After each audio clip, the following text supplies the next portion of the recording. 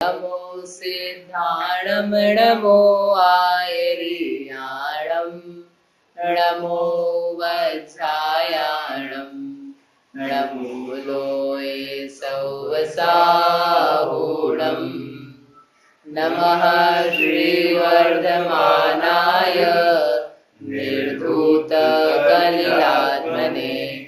सालोकानां त्रिलोकानां यद्विद्यादर्पणायते। ये मांगलिक ग्रंथ श्री रत्नकरण शावकाचार्य है। इसके रचयिता आचार्य भगवान श्री समंत भद्र स्वामी हैं। इसमें से तीसरे अधिकार में व्रतों का स्वरूप यहाँ पर बताया।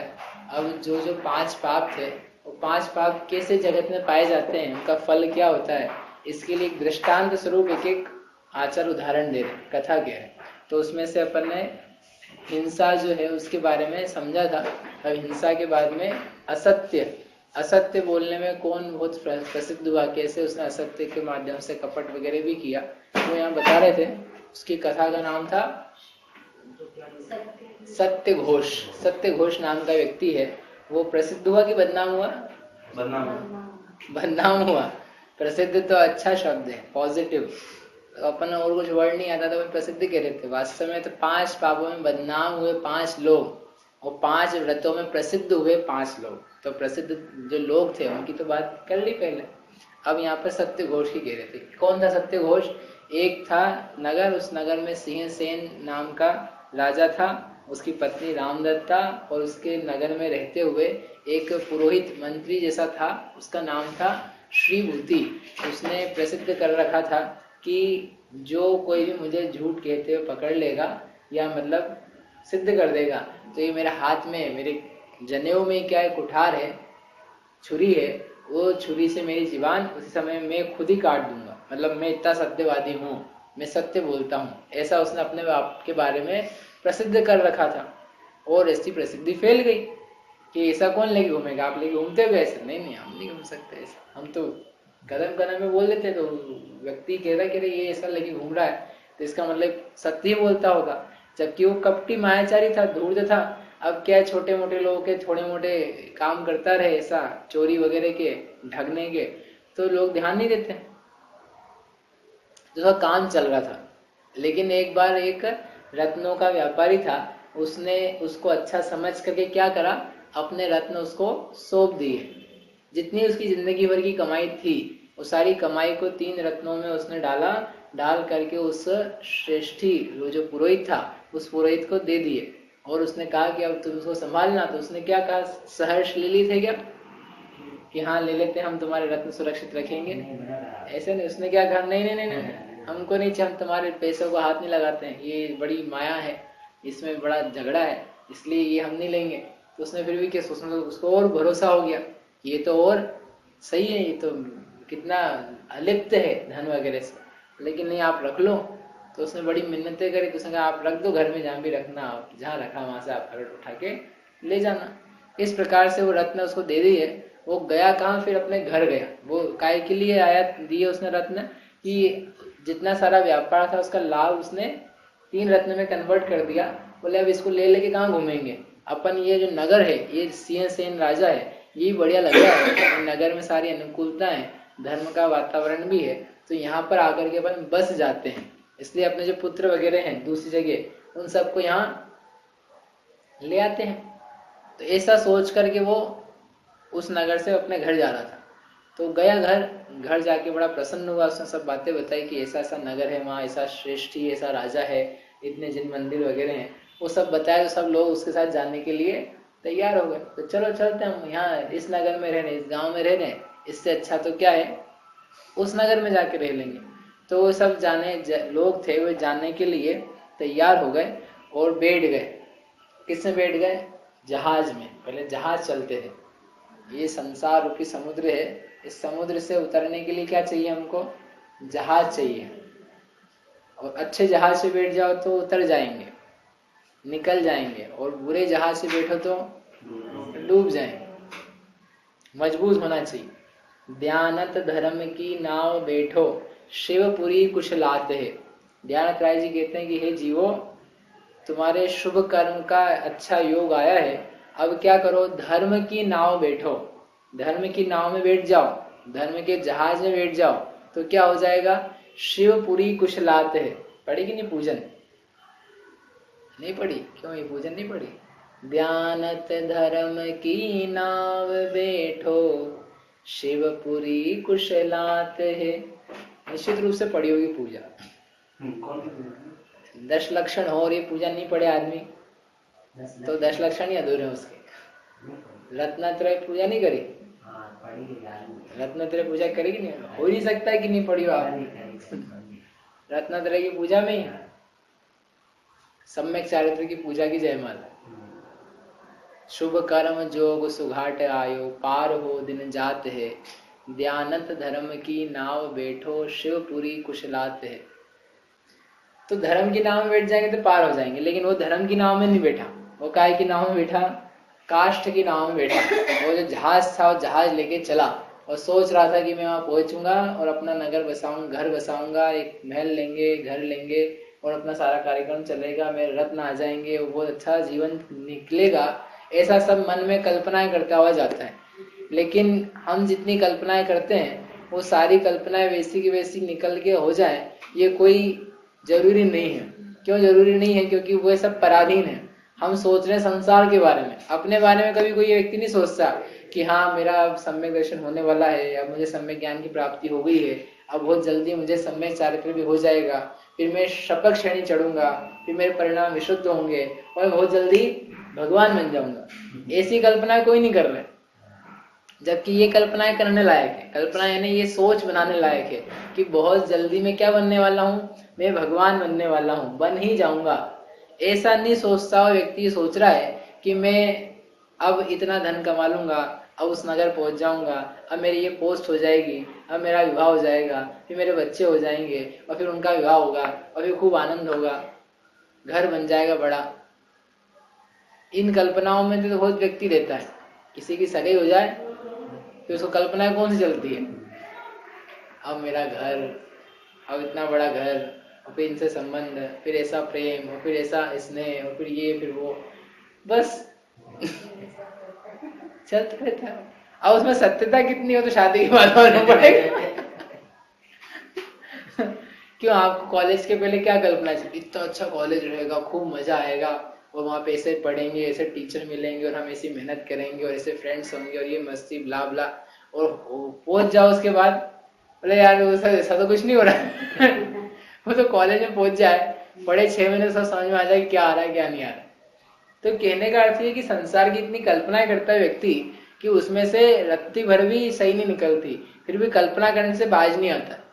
और जो सही चीजें हैं वो करे और उसके अनुसार थोड़ा बहुत भी काम करे तो उसकी सत्यता समझ में आ जाए कि इसमें सत्यता है, लेकिन वो जरा सी भी नहीं करता। तो जहां जो करना चाहिए वो तो करता नहीं है, वो जहां नहीं करना चाहिए दिमाग भिड़ा रहता है। कैसे कैसे धन की उपलब्धि हो जाए तो उसके लिए कितना प्रयास, लोग गोरा होने के लिए कितना प्रयास कर रहे हैं, कितनी कितनी क्रीमें नहीं लगा रहे, लेकिन ये नहीं चाह रहे कि अपना चरित्र उज्जवल कैसे हो, अपने परिणाम उज्जवल कैसे हो। शरीर का रंग श्वेत हो ये तो बहुत ध्यान है, लेकिन मेरी आत्मा शुक्ल हो, पवित्र हो, इसका कोई ध्यान नहीं करता। वो तो पवित्र हो सकती है, शरीर तुम्हारा काला है तो काला से कभी गोरा नहीं होने वाला है। वो ऊपर की चमक भले आ जाए, वो चमड़ी में घुस घुस के जो केमिकल है वो फंस जाए, वो फंस के उसकी चमक दिखे, लेकिन जो है रंग वो तो जानने नहीं वाला है उसकी, लेकिन चिंता नहीं करता है, जहाँ गड़बड़ है वहीं घुसा जाता। तो व्यक्ति जो था वो कल्पनाओं में बैठ गया, कल्पनाओं में बैठ करके जहाज में बैठ गया और चलने लगा जहाज, और दुर्भाग्य से क्या हुआ कि पाप के उदय आए और वो जो जहाज था वो रास्ते में ही फट गया, जहाज डूबने लगा, सारा सामान, सारे कुटुंबी, सारा परिवार वो सब बहने लगे, कुछ भी नहीं बचा, सब कुछ तबाह हो गया। कितनी देर लगती है, कितनी देर लगती है, थोड़ी सी देर लगी, अंतर मुहूर्त में तो सब काम ही हो गया। अभी सोच रहा था 1 सेकंड पहले ही बस पहुंचूंगा और मुझे आनंद होगा, और रास्ते में बीच में ही क्या हो गया कि सारा आनंद काफूर हो गया, गायब हो गया, कुछ भी नहीं बचा। जो साथी थे वो भी चले गए, पत्नी बच्चे थे वो भी चले गए, माता पिता भाई बहन सब चले गए, सब खत्म हो गए। वो कौन बचा?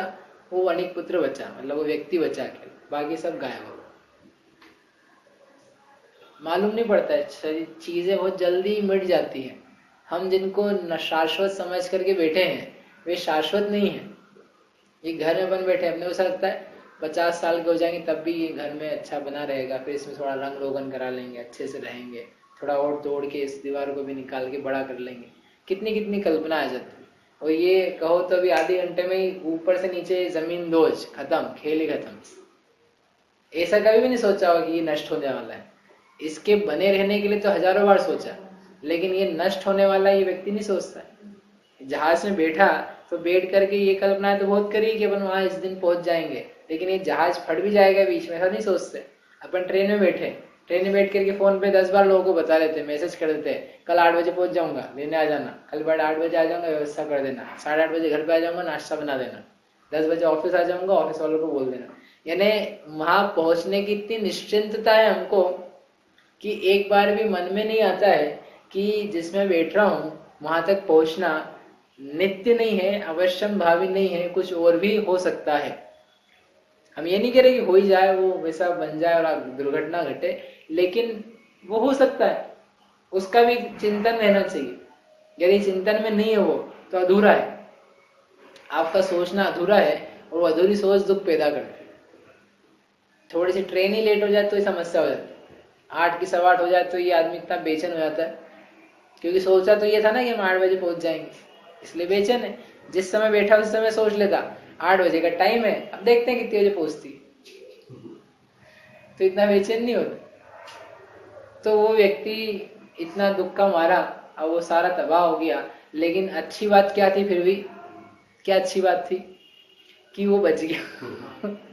ले बच गया क्या अच्छा, अरे जीवन बच गया, और क्या चाहिए। अभी मनुष्य का पूरा बाकी है, वो मरा नहीं, मृत्यु को प्राप्त होके डूब करके नहीं मर गया, वो बच गया, बच करके किनारे लग गया। उसने कहा बाकी सब तो चला गया, लेकिन अब मेरे पास कोई साधन नहीं, कोई सहारा नहीं, लेकिन चलो कम से कम मैंने जो धन था उसको वहां पे सुरक्षित तो रखा था, अब वहां जाकर के उससे अपना धन ले लेता हूँ, और ठीक है अब परिवार तो चला गया है, लेकिन कम से कम अपना जीवन जैसे तैसे करके अपन गुजारा करेंगे, देखेंगे क्या होता है, इतना बड़ा जीवन है। तो उस आशा में वो कहाँ पहुंच गया? उस नगरी में फिर से पहुंच गया, सिंहसेन राजा की नगरी में, जिसका नाम था सिंहपुर। उस सिंहपुर में पहुंचा, पहुंच करके वो उसी हालत में, अब जैसा डूबा हुआ आदमी, कितना भोजन पाने के लिए कुछ चीज नहीं, सामान नहीं, तो वहां पहुंचा फटे पुराने हालत में, और उस श्रेष्ठी के पास जाकर के बोला। उस श्रेष्ठी ने उसको आते हुए देखा, पुरोहित को आते हुए देखा, तो उसने कहा कि ये वही व्यक्ति, पहचान गया होता। तो उसकी लेकिन जो इतनी बड़ी रकम थी उसके ऊपर उसका मन आ गया था, बोले अब ये तो अपन देने वाले नहीं है।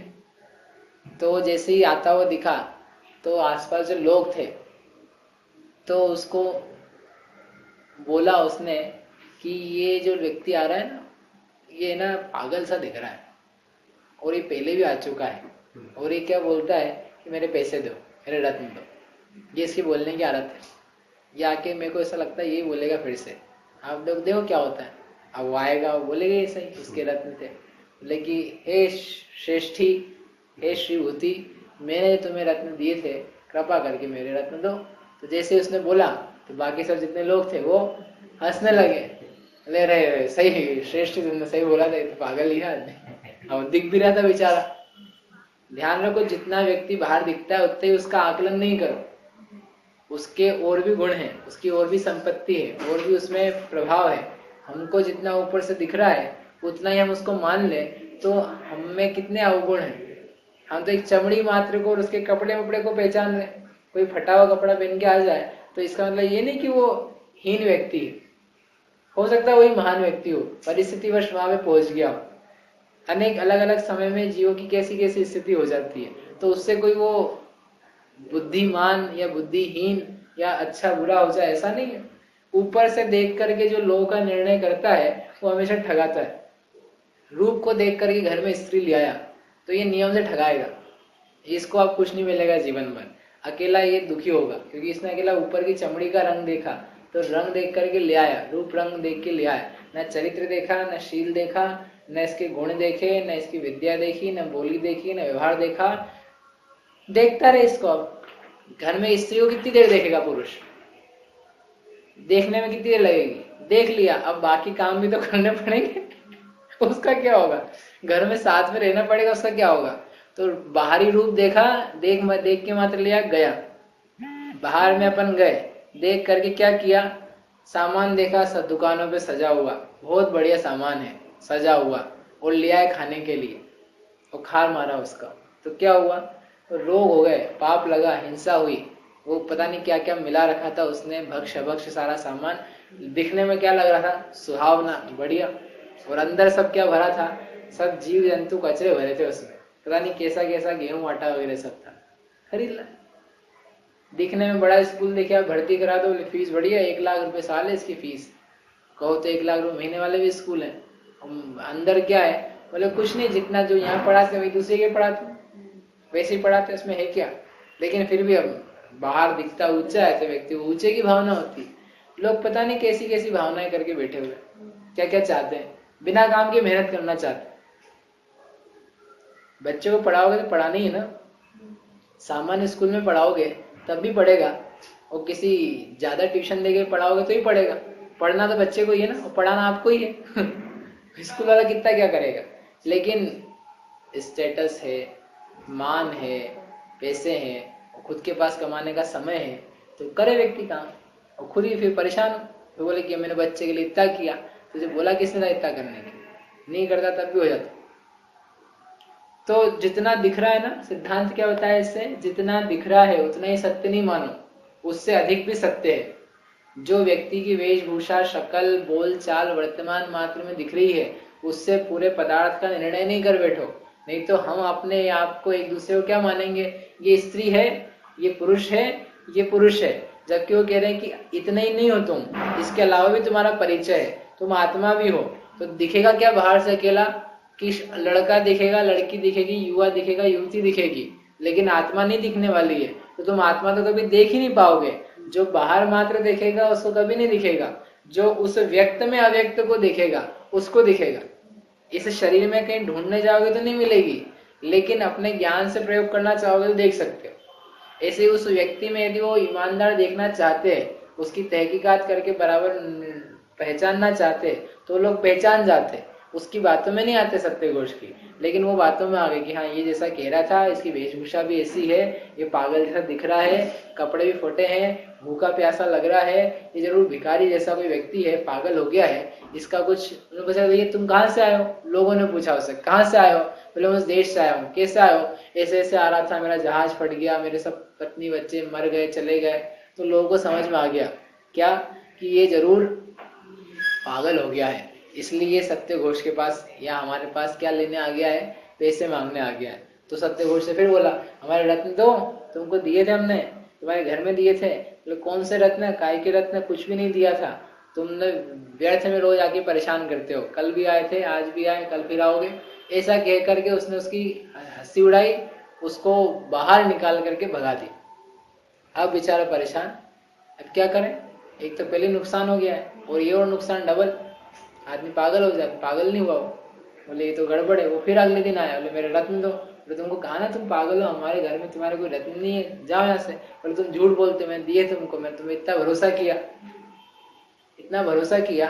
अब भरोसा किया, गलती किसकी है, सत्य घोष की गलती है कि भरोसा करने वाले की गलती है, कि तुमने सुनी सुनाई बातों में भरोसा क्यों किया।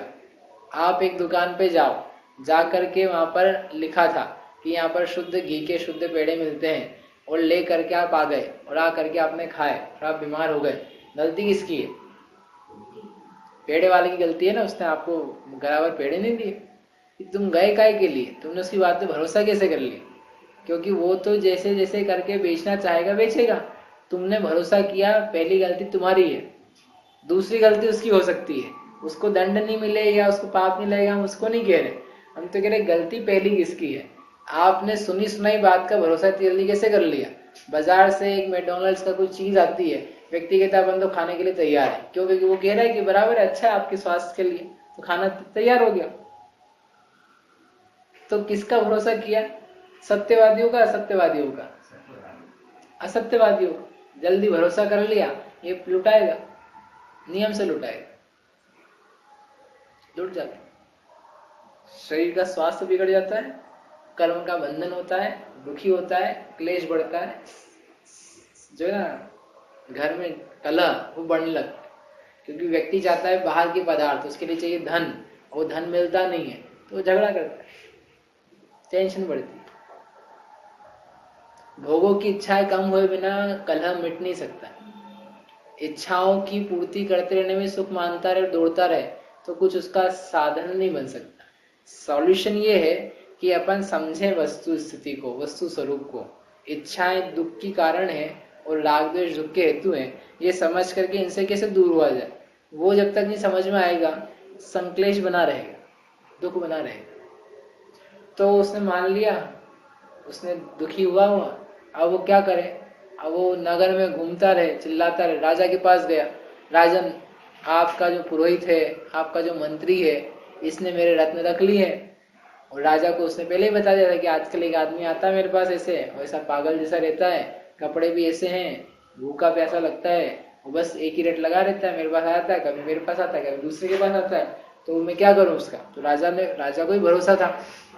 तो राजा ने कहा ठीक है। वो आया जब राज्य मांगने, न्याय मांगने, तो राजा ने उसको पहले से ही समझ लिया कि ये तो ऐसे ही पागल ही है, क्योंकि मेरा मंत्री जो सत्य घोष है ये झूठ कैसे बोल सकता है, ये तो बड़ा सत्यवादी, ये तो गलत हो ही नहीं सकता है, अंधश्रद्धान ठीक नहीं। तो उसने मान लिया, उसको वहां से भी निकाल दिया। अब वो परेशान हो गया, बोले ना राजा न्याय करता है ना सत्य घोष रत्न देता है। तो चिल्लाने लगा जगह जगह, राजा न्याय करता नहीं, सत्य घोष रत्न देता नहीं।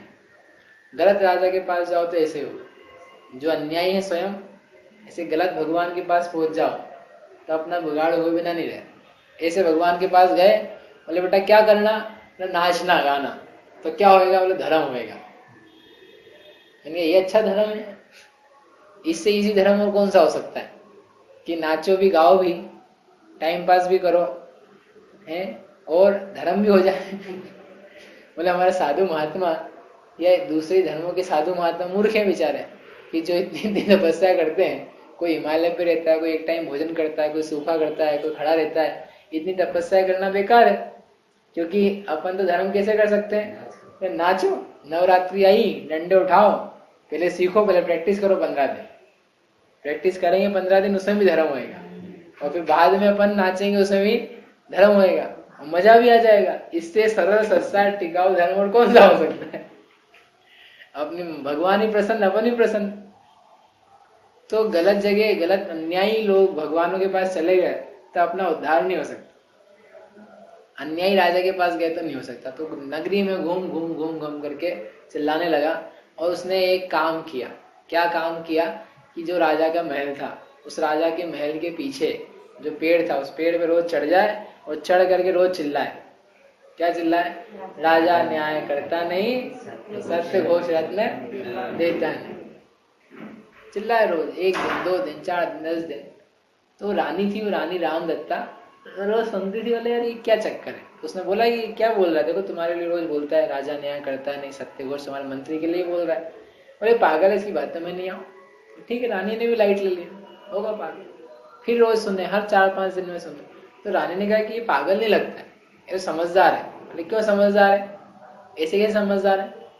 बोले पहली बात कि ये ना, ये इसको इतनी अक्ल है कि ये राजा के महल के पास में आके चिल्लाए। कोई पागल होता तो इधर उधर भटकता रहता। बोले ये राजा के महल ताकि अपने को सुनाई दे, इसमें इतनी बुद्धि, इतनी कलाकारी है, इसका मतलब पागल नहीं है। दूसरी बात कि जो पागल होता है तो उठपटांग बोलता रहता है, लेकिन ये उठपटांग कहाँ बोल रहा है, ये तो एक ही वाक्य बोल रहा है बार बार कि तुम न्याय नहीं कर रहे हो, वो रत्न नहीं दे रहा है, तो इसमें तुमने कुछ खोजबीन करी क्या। बोले खोजबीन की कोई प्रश्न ही नहीं है, अपना मंत्री झूठ बोलते ही नहीं, ये व्यक्ति झूठ बोल सकता है, इसका थोड़ा नियम है, उसका तो नियम है। बोले नहीं, इतना अच्छा नहीं है अंधविश्वास, कुछ करना चाहिए, इसको अपन जांच पड़ताल करनी चाहिए। तो राजा ने कहा कि जांच पड़ताल अपन क्या करें, तुम ही कर लो, तुमको ज्यादा शौक आ रहा है। अब क्या पत्नी की सुनता थे ना आदमी, ज्यादा ही हो तो तुम पे डाल देते, ये तुमको आ रहा है, ज्यादा आ रहा है, तुम ही देख लो। बोले ठीक है, काम करते हैं, अपन करते हैं, इसका न्याय करते हैं, मतलब थोड़ा पड़ताल करते हैं। बोले कैसे करनी, बोले काम करना, कल तुम्हारे पुरोहित को बुलाओ और उस पुरोहित को यहीं पे अपन थोड़ा उसके साथ खेलेंगे, गेम करेंगे। कौन सा गेम करेंगे? जुए का, जुआ खेलेंगे। जुए में आदमी परेशान हो जाता है, खेले तो हारने लगता है, हार करके सब उसकी चीज़ें एक एक करके चली जाती है, परेशानी में आता है। तो उसने कहा कि जुआ नाम का एक व्यसन है, तो ये बुलाते हैं अपन इसको, देखते हैं ये सत्यवादी है जुआ खेलता है कि नहीं, खेलने के बाद समझ में आ जाएगा। तो रानी ने उसको बुलाया, राजा ने मैसेज पहुंचाया कि तुम्हें राजा ने याद किया है, राजमहल में आओ। राजमहल में आया तो राजा ने कहा कि बैठो, आज अपन यहीं पे, आज राजसभा में नहीं जाएंगे, आज यहीं बैठते हैं, थोड़ा समय यहीं गुजारते हैं। ये हमारी रानी के साथ, रानी का ही मन बहलाओ। रानी चाहती है कि आपके साथ दो दो हाथ हो जाए। किसके? ताश के नहीं ताश भी जुआ ही है वो, उसमें अपन धन नहीं लगाते यद्यपि, लेकिन वो जुए के ही प्रकार है। और धन लगाने लग जाए तो पक्का जुआ, लॉटरी लगाने लग जाए तो जुआ, सट्टेबाजी करने लग जाए तो जुआ। ये शेयर मार्केट में रोज ऊपर नीचे करते रहते लोग, क्या ये? जुआ। सब जुए के अंतर्गत। तो उसने कहा ठीक है। रानी खेलने में आई थी, बैठे, राजा भी बैठा, राजा देखने के लिए दर्शक था और रानी खेलने वाली, सामने की तरफ सत्यघोष बैठे चौपड़ खेलने। तो खेलते खेलते दांव लगाए तो पहले इतनी देर में क्या किया, वो रानी की जो एक निपुणमती नाम की दासी थी, निपुणमती दासी से उसने बोला इशारा करके कि जाओ उसके घर और जाके बोलना कि राजा के पास सत्यघोष है, और वो सत्यघोष ने अपने वो जो रत्न है, वो रत्न मंगाए उस पागल व्यक्ति के, श्रेष्ठी के, वो रत्न दे दो। तो गई निपुणमती, उसने कहा कि वो राजा सत्य के पास सत्यघोष है, सत्यघोष ने कहा है कि रत्न दे दो। तो पत्नी होशियार थी, उसको याद था कि राजा पर सत्यघोष ने मना कर रखा है, कोई आए ऐसे कहने बोलने के लिए, दे मत देना, मैं फंस जाऊंगा। उसने नहीं दी, बोले नहीं मेरे पास कोई रत्न नहीं है, कोई रत्न ही नहीं यहाँ पे, तो हमको कोई सत्यघोष ने कोई रत्न नहीं दिए हैं। तो वो आ गई लौट करके, रानी को बता दिया इशारे से कि कुछ मिला नहीं है। तो रानी ने इतनी देर में क्या किया, खेलते खेलते उसकी जो अंगूठी थी वो जीत ली। दाव लगाते ना, भाई आप क्या लगाओगे, कोई घड़ी लगाता है, कोई अंगूठी लगाता है, कोई मुकुट लगा दे, गले का हार लगा दे, तो उसने अंगूठी लगाई दाव पे और वो हार गया। तो अंगूठी किसके पास आ गई? रानी के पास। तो रानी ने वो चुपके से उसको दी, उसी निपुणमती को, ये दिखाना उसको और कहना कि अब सत्यघोष ने दिया है ताकि तुमको भरोसा हो कि मेरे को चाहिए, आवश्यकता है उसकी रत्नों की। तो गई फिर से उसने देखी, अंगूठी दिखाई, पहचान बताई, फिर भी वो स्त्री थी, उसने कहा कि नहीं मेरे पास रत्न नहीं है।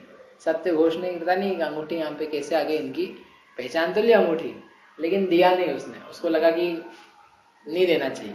उसने कहा मेरे पास नहीं है रत्न, ये अंगूठी जिसकी है तुम दिया, पत्नी की दिया, वो खुद ही आके ले जाए, मेरे पास नहीं है। चली गई वो, फिर उसने इशारे से बताया। इतनी देर में खेलते खेलते और दो चार चीज उसने उतरवा ली, और अंत में उसका जो कटार था, जनेऊ जिसको बांधे रखता था, तो वो भी उसने दाव पे लगा दिया। रानी ने कहा भी क्या छोटी मोटी चीज है, तुम्हारी कटार जो है बहुत महत्वपूर्ण है, तुम्हारे लिए जान से ही प्रिय है, सत्यता की तुम्हारी वाचक है, तो इसको ही लगाओ, देखते हैं कौन जीत। तो उसने लगा दिया और वो हार गया, कटार उसके हाथ में आ गई, उसने वो भी दे दी और पहुंचा दी जनेऊ के साथ। अब उसकी बार पत्नी ने देखा सत्यघोष की कि अब तो यही आ गई है, बोले जरूर मतलब इसका मतलब वो विपत्ति में होंगे, नहीं तो ये कैसे देते निकाल के, ये तो उनको बहुत प्रिय है, अब मैं नहीं दूंगी तो वो मेरे से जरूर नाराज हो जाएंगे, क्यों नहीं दिया, मैंने सब सामान दे दिया, अंगूठी दे दी, पहुंचाया, फिर भी दे नहीं रहे हैं। तो इसलिए उसने क्या करा, अंदर से जाकर के जो 3 रत्न थे वो निकाल करके उस दूती को, निपुणमती नाम की जो दासी थी, उसको दे दिए और लेकर के आई। तो भेद खुल गया राजा रानी को कि ये चोर है आदमी उनका, लेकिन ये चोर है कैसे, पहले नक्की तो कर ले और पक्के से। तो उसने उस पागल को बुलाया, वो रत्न थे, वो रत्न उसने सब में मिला दी। तो रत्न मिल गए बहुत सारे रत्नों में, अब क्योंकि अलग ही रत्न थे उनके, तो वो दूसरे उनके भी थे, तो मिल गए, मिक्स हो गए। अब वो बुलाए, भैया तुम अपनी रत्न तो तुम्हें चाहिए हैं, तुम्हारे ही थे, तो ढूंढो इसमें से कोई रत्न है क्या तुम्हारे। तो जैसे कोई सम्यक दृष्टि जीव हो, ज्ञानी हो, तो वो अनेक मिली जुली चीजों में से अपने ज्ञान दर्शन सुख चारित्र को ढूंढ लेता है। ये मिला हुआ शरीर, ये मिले हुए क्रोध कषाय, ये मिला हुआ कर्म का शरीर, इन सब में अपने को ढूंढना है। किसको ढूंढना है? अपनी आत्मा को, क्योंकि मिली जुली में से ही ढूंढना है। कभी ऐसा नहीं हुआ कि आत्मा अलग से रखी हुई है, भैया आप पहचान लो अपनी आत्मा, बोले नहीं, मिला हुआ ही रहेगा, शरीर में ही आत्मा रहेगी, कर्म के साथ ही आत्मा रहेगी संसार में। क्रोध मान माया लोभ चलते रहेंगे, इन सब चलते हुए के बीच में तुम ढूंढ सकते हो तो तुम ढूंढो, तुम्हें पहचान होनी चाहिए। तो उसने अपनी पहचान से देखा कि जो चमक रहे हैं वो मेरे रत्न हैं। तो ऐसे ही जो अपना ज्ञान चमक रहा है वो अपना है, जो अपना श्रद्धान है वो अपना है, जो अपनी चारित्र सुख शक्तियां हैं वो अपनी है, वो शरीर की नहीं है, वो शरीर में नहीं है, ज्ञान शरीर में नहीं है, श्रद्धान शरीर में नहीं है, सुख शरीर में नहीं है, चारित्र शरीर में नहीं है। तो इसकी पहचान जिसको होगी तो वो बन जाएगा ज्ञानी, वो ज्ञानी ही उसको पहचान सकता है। तो ऐसे उसने अपने रत्न देखे और रत्नों की जो पहचान थी उस पहचान से उन सब रत्नों में से उसने अलग कर ली, ये मेरे रत्न तत्काल। ऐसे अपने ज्ञान की दृष्टि पैदा होनी चाहिए कि तत्काल अपने को समझ में आ जाए देह में अचेतन शरीर से भिन्न में कौन हूँ, चेतन आत्मा, ज्ञान में ही आत्मा, ऐसा पहचान ले तो ज्ञान तो समझ में आ गया राजा रानी को कि ये सत्य है और ये असत्य बोल रहा है। वो गए उसके पास, सत्य घोष के पास, कि ये रत्न का जो खेल है जो अभी तक तुमने खेला, तुम बताओ कि सत्य क्या है। तो बोले सत्य मैंने जो बोला वो है, मैंने नहीं लिया रत्न, कोई रत्न नहीं है। बोले अभी भी समय है तुम्हारे पास। बोले मैंने सत्य ही बोल रहा हूँ, मैं तो बोलते ही नहीं हूँ सत्य। मैंने रत्न दिखा दिया उसको कि देखो रत्न, बताओ क्या है। तो देखते से ही रत्न बेचारा कांपने लगा कि ये क्या हो गया, उसके आगे मूर्छा आ गई, आंखों के आगे अंधेरा हो गया। ऐसे ही होता है जब पाप का उदय आता, कुछ समझ में नहीं आता, पाप सामने के सामने फूट के आता। तो देखा उसने कहा मान ली उसने गलती की, असत्य हुआ, नहीं भी माने तब भी उस प्रमाणित तो हो ही गया था। राजा ने कहा क्या किया जाए, तो उसको 3 दंड दिए, बस ये पूरा है। 3 दंड दिए। क्या दंड है तुम स्वीकार, तुम खुद ही सोच लो क्या दंड लेना है। 3 थाली गोबर खा लो और इस दंड से मुक्ति पाओ। क्या? 3 थाली गोबर, या फिर पहलवानों के 50 मुक्के खाओ, या फिर अपना सारा धन दे दो और नगर छोड़ के बाहर चले जाओ। तो उसने कहा नगर छोड़ के बाहर जाना तो अपन काहे के लिए नगर छोड़े, अपना धन इतना सारा, इतने सालों में कमाए कपट करके नहीं छोड़ेंगे, और पहलवान के मुक्के खाएंगे अपन ही मर जाएंगे, रहने दो। सरल काम क्या है, तो गोबर ही खा लेते, गोबर ही तो खाना है, जैसे रोटी खाते हैं ऐसे गोबर खा लेंगे। तो उसने ट्राई किया, गोबर खा लिया जाए। तो पापी व्यक्ति को धन के आगे कुछ समझ में नहीं आता। ऐसे ही जहाँ धन मिले, बोले देखो धन तो मिल जाएगा लेकिन तुम्हें देव दर्शन छोड़ना पड़ेगा, तुम्हें पूजा छोड़नी पड़ेगी, तुम्हें सामायिक छोड़ना पड़ेगा। बोले छोड़ने की क्या बात कर रहे हो, हम जाते ही नहीं है। छोड़ा तो तब जाएगा जब हम करते होंगे, हम पहले से ही नहीं करते, तुम तो और महापाप में हो। बोले तुमने किस किस के लिए क्या क्या नहीं छोड़ रखा है, पाप के लिए पुण्य को छोड़ रखा है, यानी विषयों के लिए धर्म को छोड़ रखा है, यानी अच्छी बात के लिए गोबर जैसी चीजें का सेवन कर रहे। तो उसने कहा मेरा स्वीकार है, गोबर ही खाएंगे अपन। वो खा के दंड से मुक्ति स्वीकार किया, उसने प्रयास किया, थोड़ा सा ही खा पाया। उसने कहा अरे बाप रे अपने से नहीं बनेगा, अपने से नहीं हो सकता है, छोड़ दिया। उसने कहा कि काम करो, 2 बचे ना, 2 ऑप्शन, अब धन कौन दे, अपन तो मुक्के ही खा लेते हैं, पहलवान के मुक्के खा के जीवित रहेंगे, इलाज उलाज करा लेंगे, और क्या है। आदमी धन कमाने के लिए सारा कष्ट सहने को तैयार रहता है। तो उसने मुक्के खाना स्वीकार कर लिए। एक पहलवान का मुक्का पड़ा तो उसके दिमाग ठिकाने आ गए, बोले ये अपने से सहन नहीं होगा। मतलब दोनों दंड भोग लिए। मतलब तीसरा क्या बचा, तीसरा ये है कि भैया तेरा धन जो है हम जब्त करके नगर के बाहर, बचा वही था। उसका सारा धन राजा ने जब्त कर लिया, उसका मुंह काला किया, गधे पे बिठाया, लोगों को बताया, अपमान हुआ और नगर के बाहर पहुंचा दिया। वहां पे बहुत आर्त ध्यान कर करके दुखी होकर के राजा ने अच्छा नहीं किया, राजा से बदला लूंगा, ये वो। गलती किसकी थी? स्वयं की। नाम किसका लगा रहा है? राजा ने गलत किया, राजा को ऐसा नहीं करना चाहिए था, ये मतलब दूसरे का ब्लेम करता हुआ वो नगर के बाहर चला गया। आर्त ध्यान हुआ, बहुत परिणाम संकलित हो गया, मर गया। मर करके उसी राजा के जो खजाना था उसमें मर करके सांप बन गया। इस प्रकार से असत्य बोलने के कारण से उसकी क्या दुर्गति हुई वो यहाँ पर दिख रहा। इसके बाद आगे की भी इसकी कथा है पूरी, लेकिन अभी वो अपन नहीं करेंगे। अपने को तो इतना असत्य का था कि एक झूठ और झूठ के पीछे जो लालच था वो करने के कारण से जीव कितनी विपत्तियों में फंसता है। ये तो एक का कहा, ऐसे अपन जगत में जगह जगह दे सकते हैं। अपने घर में जितना कलह होता है उनके पीछे कहीं ना कहीं झूठ विद्यमान रहता है, मायाचार रहता है। हम कहना कुछ चाहते हैं, बताना कुछ चाहते हैं, असत्य को जीवन में से निकाल दो तो अपने कलह बंद हो जाए। जितना अपने पास है उससे अधिक दिखाना चाहता है व्यक्ति तो परेशान होता है। जितना रूप नहीं है उससे अधिक दिखाना चाहता है, ये झूठ है। जितना धन नहीं है उससे अधिक दिखाना चाहता है, ये झूठ है। जो कला स्वयं में नहीं वो बताना चाहता है, झूठ है। मायाचार भी साथ में, उसके कारण से हैरान रहता है, परेशान रहता है। इस प्रकार ये असत्य जान करके असत्य का फल दुख है, बुरा है, पाप है, इस लोक में और परलोक में निंदकारी है, धर्म का नाश करने वाला है, ऐसा जान करके हम असत्य का त्याग करें। इस भावना से इसको यहीं तक। जावाणी के ज्ञान ते सूझे लोकालो, सो वाणी मस्तक नवो सदा देत हो।